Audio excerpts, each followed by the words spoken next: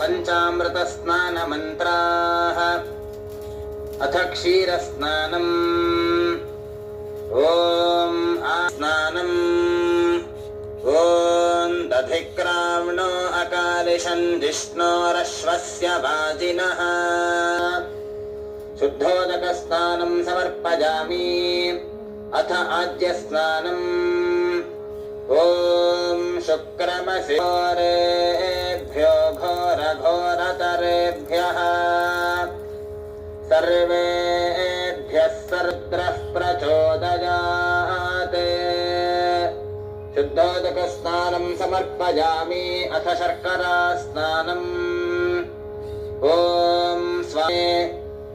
स्वादर्मित्राय वरुणाय वाजवे बृहस्पतये मधुमाङ्गदाभ्यः ईश्वरः सर्वभूतानां ब्रह्माधिपतिर्ब्रह्मणोऽधिपतिर्ब्रह्मा शिवो मे अस्ति बृहस्पतिप्रसूतास्तानो मुञ्चन्त्वगुंहसः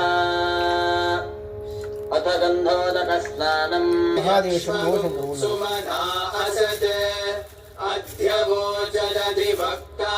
प्रथमोदबभ्रुः सुमङ्गलः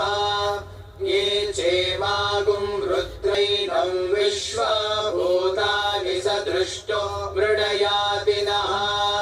नमो अस्तु नीरस्य ते हस्तरिषवः पराता भगवो वपावागुम् उता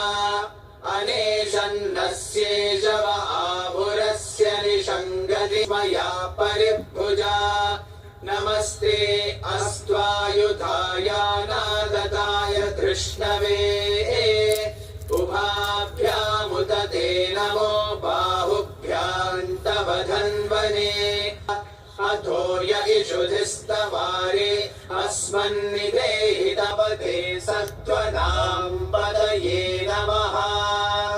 नमः सहमानाय निपञ्चते स्तायूनां पदये नमो नमो निचेरवे परिसिमभ्यो नक्तं चरद्भ्यः प्रकृन्तानां पदये नमो नम उष्णी